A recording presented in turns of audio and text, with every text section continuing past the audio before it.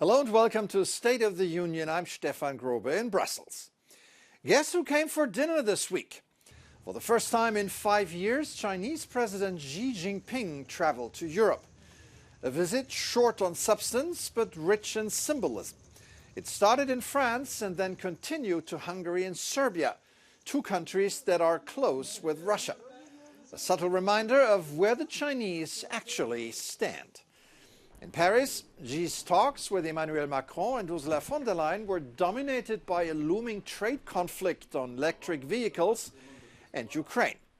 The latter is a particular concern for Europe, as Beijing has sharply increased its sales of dual-use parts used in missiles and drones to Russia recently. European efforts to convince China not to support Moscow sounded rather academic.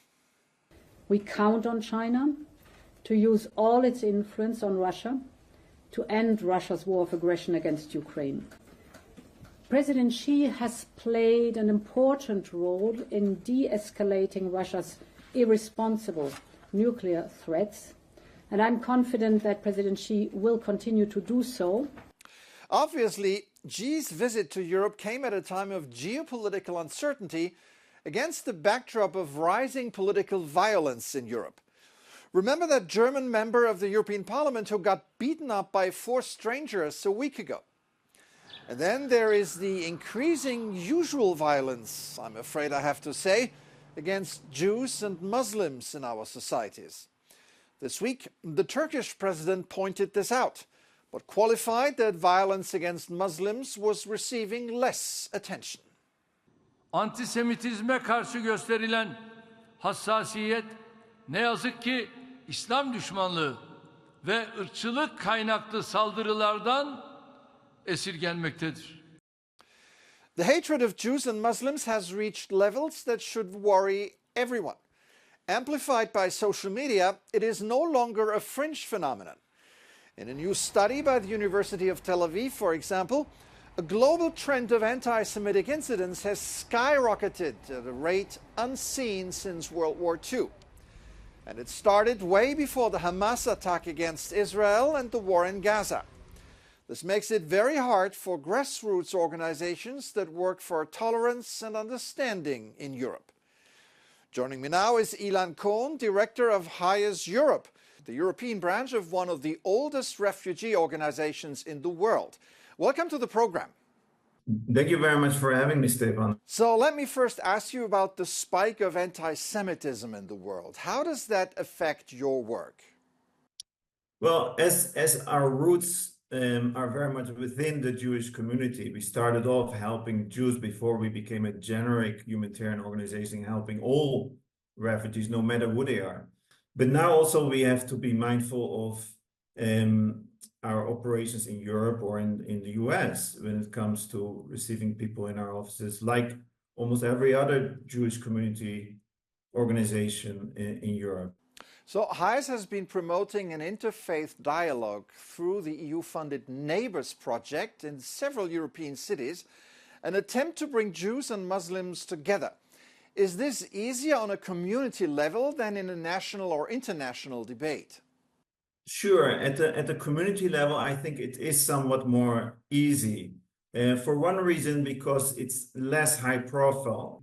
And what we've seen indeed is that by initiating those coalitions in 8 cities around Europe within the context of this Neighbours project, we really created an infrastructure of trust, of relationships, of friendships between Jewish communities and their migrant neighbors. And thereby, when there's a crisis, at least there's an infrastructure to deal with those tensions. What feedback are you getting?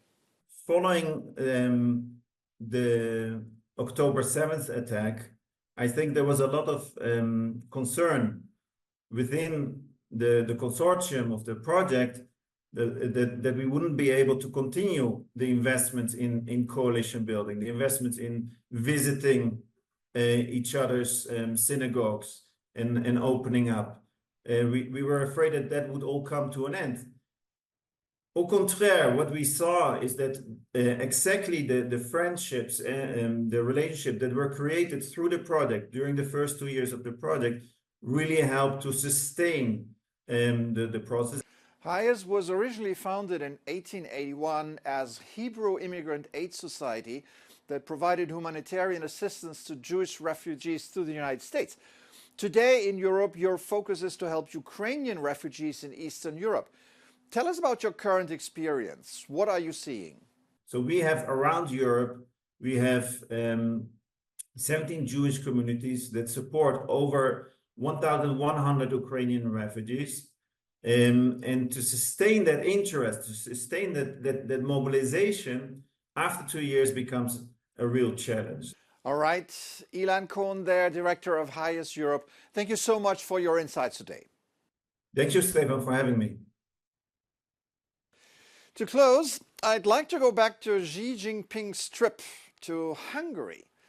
In Budapest, he missed an opportunity to pay a visit to a unique Budapest bar, the For Sale pub. Maybe it's because the watering hole has always been a symbol for freedom. It's named after an old for sale sign that the owner found when he bought it. What makes the pub unique is its thousands of handwritten notes covering the walls and the ceiling. Often written in the visitor's native language, the notes offer greetings, thoughts, and political messages to communicate with future guests. The pub is always full. Not bad for a place that doesn't advertise and has no social media accounts. But that's the power of free expression. That's it for this edition. I'm Stefan Grobe. Thank you for watching. Have an excellent week.